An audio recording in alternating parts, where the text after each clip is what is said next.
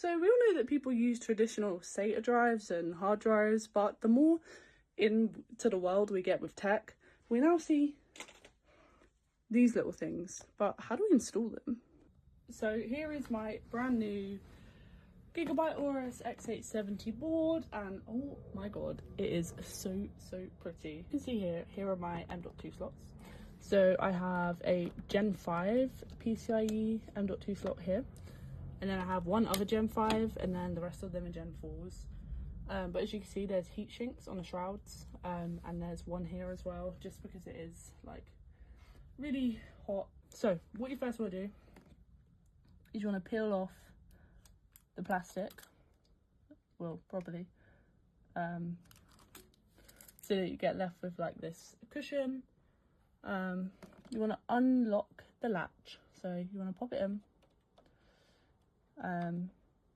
So my phone told me that its storage was full, so I did just have to cut that and delete Spotify and all my downloaded music. But what you want to do, stick it in there, take off your heatsink, take off the cover to the heatsink, and then I found this bit really difficult because I've never had a motherboard like this high end, but I've got to, with mine, there's a little latch, I've got to put it in here, and then lower it down and snap the latch back on, and now it is in there. Isn't Gen 5, like none of mine are Gen 5s, they're all Gen 4s, so it doesn't really matter to me. But if you are running a Gen 5 NVMe, then obviously put it in a Gen 5 spot.